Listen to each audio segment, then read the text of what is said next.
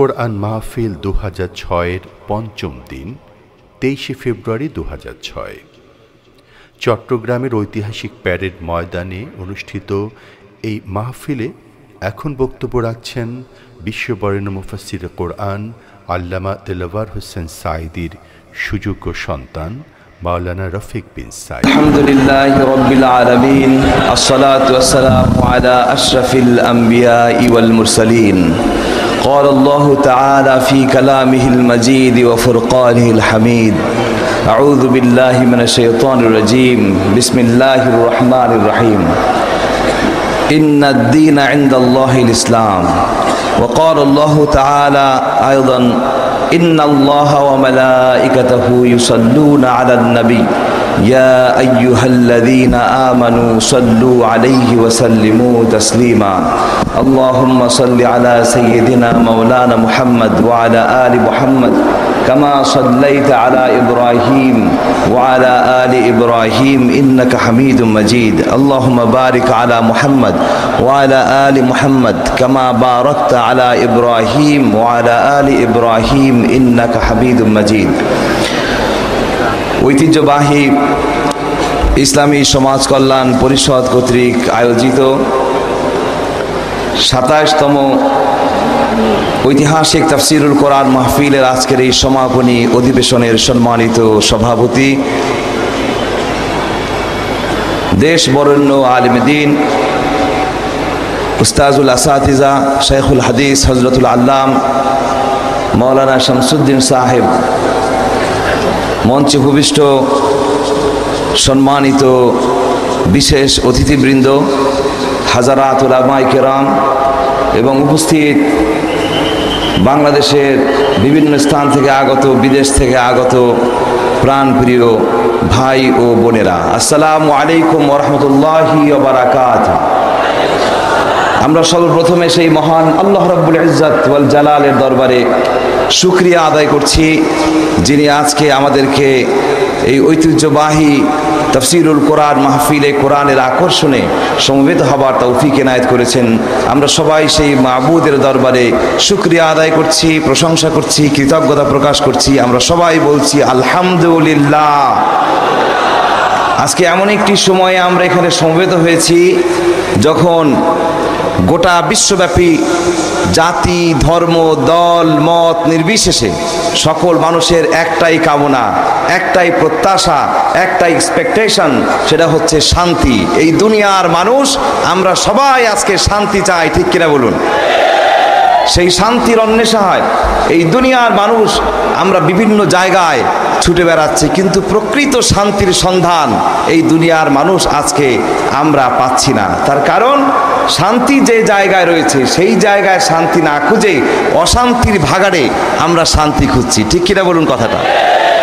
আমার যদি গ্রীষ্মের তাবদাহে আমি যদি প্রচণ্ড গরম অনুভব করি, তো সেই গরম থেকে নিজেকে রক্ষা করবার জন্য, হিম শীতল পরশ পাবার জন্য আমি যদি কোনো অগ্নিকুণ্ডের পাশে গিয়ে দাঁড়াই কিংবা রান্নাঘরে চুলার পাশে গিয়ে বসি, তাহলে কি আমার ঠান্ডা লাগবে? আমার যদি পানির পিপাসা লাগে, সেই পানির পিপাসা মেটাবার জন্য, তৃষ্ণা মেটাবার জন্য আমি যদি পেট্রোল, অকটেন, ডিজেল, কেরোসিন এইসব পান করি, আমার কি পানির পিপাসা মিটবে?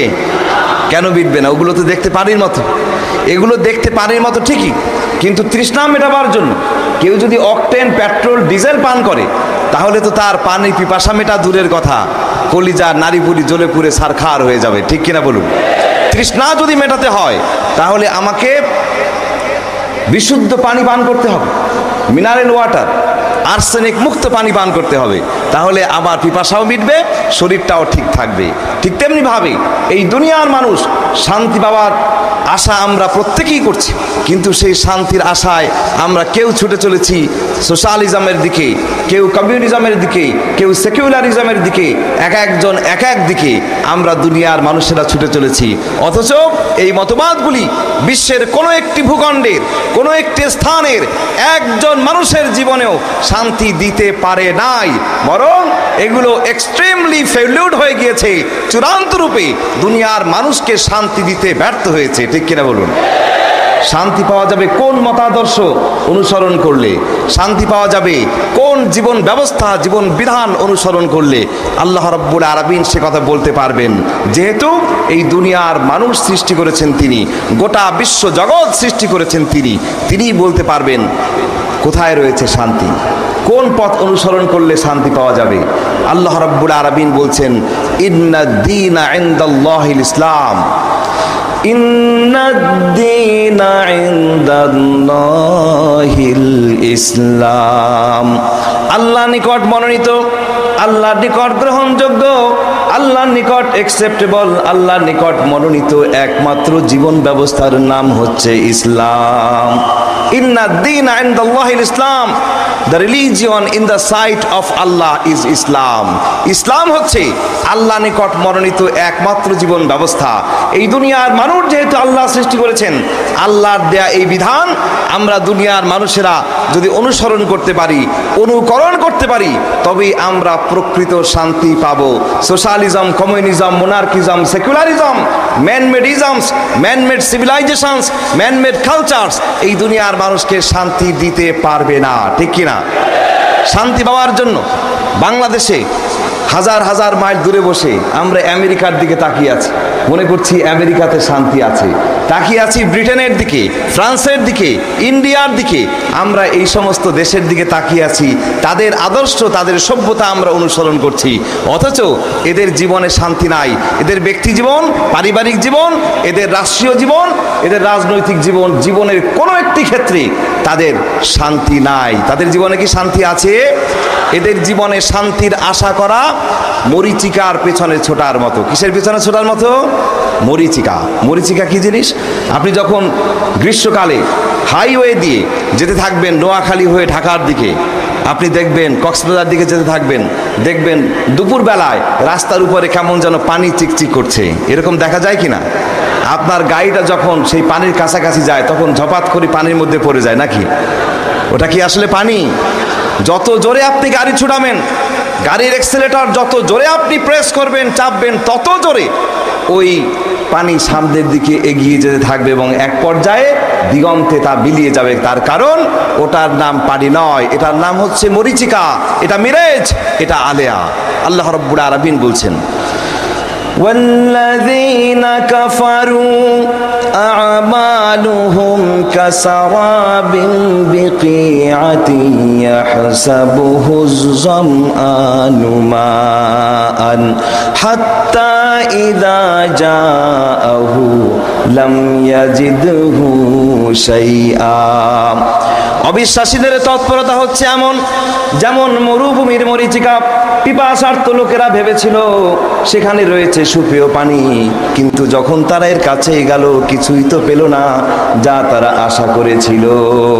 তারা মনে করেছিল মরুভূমির ভিতরে চলতে গিয়ে তারা মনে করেছিল ওই তো দূরে পানি দেখা যায়, গ্রীষ্মের কঠিন তাপদাহে ছাতি ফেটে যেতে যাচ্ছে, মনে করছে ওই তো পানি।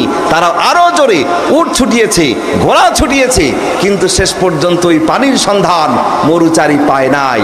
ঠিক তেমনি করে আমরা যারা মনে করছি আমেরিকায় শান্তি আছে, ব্রিটেনে শান্তি আছে, মানুষের তৈরি করা আইন, মানুষের তৈরি করা মতবাদে শান্তি আছে, বোকার স্বর্গে বাস করছি, এদের কাছে শান্তি নাই। শান্তি আছে কেবলমাত্র, একমাত্র, শুধুমাত্র ইসলামে। ঠিক কিনা বলুন? ইসলাম হচ্ছে আল্লাহর নিকট মনোনীত একমাত্র জীবন ব্যবস্থা।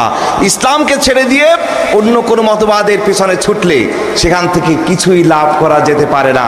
কেউ যদি মানুষের তৈরি করা মতবাদের পেছনে ছোটে, দুনিয়ার জীবনে তাদের জন্য রয়েছে লাঞ্ছনা, আর আখিরাতে রয়েছে তাদের জন্য কঠিন আযাব। ومن يبتغ غير الإسلام دينا فلن يقبل منه وهو في الآخرة من الخاسرين। যে বা যারা আমার নিকট মনোনীত একমাত্র জীবন ব্যবস্থা ইসলামকে ছেড়ে দিয়ে অন্য কোনো মতবাদের কাছে শান্তি খুঁজবে, তার এই প্রচেষ্টা কখনোই কবুল করা হবে না। ফালাই ইউকবালা মিনহু, তা তার কাছ থেকে কখনোই গ্রহণ করা হবে না। ফালান, নেভার, এটা কখনোই গ্রহণযোগ্য হবে না। আল্লাহর কাছে গ্রহণযোগ্য, কেবলমাত্র একমাত্র শুধুমাত্র ইসলাম। আল্লাহর আইন, আল্লাহর বিধান কেবলমাত্র আল্লাহর কাছে গ্রহণযোগ্য। মানুষের তৈরি করা আইন, মানুষের তৈরি করা বিধান আল্লাহর কাছে গ্রহণযোগ্য নয়। তাই এই দুনিয়ার মানুষ জাতি, ধর্ম, দল, মত নির্বিশেষে প্রকৃত শান্তির সন্ধান যদি আমরা পেতে চাই, in the shade of Islam, ইসলামের ছায়াতলে আমাদেরকে ফিরে আসতে হবে। জীবনের প্রতিটি ক্ষেত্রে ইসলামকে বাস্তবায়ন করতে হবে, ইমপ্লিমেন্ট করতে হবে, স্ট্যাবলিশ করতে হবে, তবেই আমরা শান্তি পাবো। ঠিক কিনা বলুন? সেই শান্তি সমাজে, রাষ্ট্রে, সর্বক্ষেত্রে বিরাজমান হোক, প্রতিষ্ঠা পাক, তাকে আমরা চাই। আল্লাহর বিধান, আল্লাহর আইন, ইসলাম কায়েম হোক সমাজে, রাষ্ট্রে, গোটা বিশ্বব্যাপী, তাকে আমরা চাই। কিভাবে চাই? সেটা চাই আমরা বিভিন্ন জায়গায় বোমা মারার মাধ্যমে। নাকি বোমা মেরে কি আল্লাহর আইন কায়েম করা যাবে? আজকে এক শ্রেণীর মানুষ, আলেম নামধারী, মুসলমান নামধারী, তারা বিভিন্ন জায়গায় বোমাবাজির মাধ্যমে, সন্ত্রাস সৃষ্টির মাধ্যমে, অরাজক পরিস্থিতির সৃষ্টির মাধ্যমে, জনমনে আতঙ্ক সৃষ্টির মাধ্যমে তারা আল্লাহর আইন প্রতিষ্ঠা করতে চাচ্ছে। এদের মূল উদ্দেশ্য আল্লাহর আইন কায়েম নয়, বরং এদের উদ্দেশ্য হচ্ছে আল্লাহর আইন কায়েমের পথে প্রতিবন্ধকতা সৃষ্টি করা। জোরে বলুন ঠিক কিনা? সন্ত্রাসের সাথে ইসলামের কোনো সম্পর্ক থাকতে পারে না। ইসলাম মানে হচ্ছে শান্তি। Islam is the religion of peace. একমাত্র জীবন বিধান হচ্ছে এই দুনিয়ার বুকে ইসলাম, যার অর্থ হচ্ছে শান্তি। আক্ষরিক অর্থেই ইসলাম হচ্ছে শান্তি। বলে সুবহানাল্লাহ। আবার এই ইসলাম যার পক্ষ থেকে এসেছে তিনি কে? জোরে বলুন, তিনি কে? আল্লাহ। সেই আল্লাহর নামও শান্তি। আল্লাহর নাম শান্তি কিনা? আল্লাহর 99টি নামের মধ্যে একটি নাম রয়েছে সালাম। সালাম মানে কি? শান্তি। আবার এই ইসলাম শান্তির ধর্ম। আল্লাহ রাব্বুল আলামিন যার মাধ্যমে এই বিশ্ববাসীকে উপহার দিয়েছেন, তিনিও হচ্ছেন শান্তির দূত। আল্লাহ রাব্বুল আলামিন বলেন, ওয়ামা আরসালনাকা ইল্লা রাহমাতাল লিল আলামিন। ওয়ামা আরসালনাকা ইল্লা রাহমাতাল লিল আলামিন। And I sent you as a mercy, as an ambassador of peace for the whole world. হে নবী, আমি আপনাকে পাঠিয়েছি এই দুনিয়ায় রহমত হিসেবে, করুণা, দয়া হিসেবে, শান্তির দূত হিসেবে। বলে সুবহানাল্লাহ। একজন মুসলমান কি করে সন্ত্রাসী হয়? একজন মুসলমান কোনোভাবেই সন্ত্রাসী হতে পারে না। একজন মুসলমানের জীবনের শুরু থেকে নিয়ে শুরু করে জবনিকা পর্যন্ত শুধু শান্তি আর শান্তি। বলুন ঠিক কিনা? আমরা মুসলমান একজন আর একজনের সাথে যখন দেখা হয় তখন আমরা কি বলি? আসসালামু আলাইকুম। অন্য কোনো রিলিজিয়নে এই বিধান আছে? আমরা বলি আসসালামু আলাইকুম, আমরা শুভ কামনা করি। কি বলি? আসসালামু আলাইকুম মানে কি? আপনার উপরে বোমা বর্ষিত হোক। নাকি কি বর্ষিত হোক? শান্তি বর্ষিত হোক। বলি সুবহানাল্লাহ।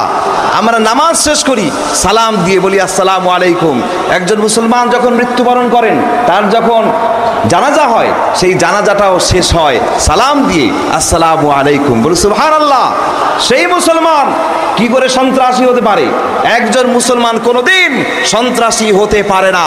আজকে সন্ত্রাসের মাধ্যমে, বোমাবাজির মাধ্যমে যারা আল্লাহর আইন কায়েমের অপচেষ্টা করছে, তারা মুসলমানদের দুশমন, তারা ইসলামের দুশমন, তারা ইসলামী আন্দোলনের দুশমন, তারা আল্লাহ রসুলের দুশমন, তারা বিশ্ব মানবতার দুশমন, তারা আমাদের দেশের দুশমন, আমাদের স্বাধীনতা সার্বভৌমত্বের তারা দুশমন। তারা বিদেশি অপশক্তির কিরণক হিসেবে তারা কাজ করছে। তাদের মূল উদ্দেশ্য হচ্ছে মুসলমানদেরকে, ইসলাম প্রিয় জনতাকে কোরআন থেকে, ইসলাম থেকে দূরে সরিয়ে দেয়া, যাতে করে একজন আলেমকে দেখলে সন্ত্রাসী মনে করে মানুষ।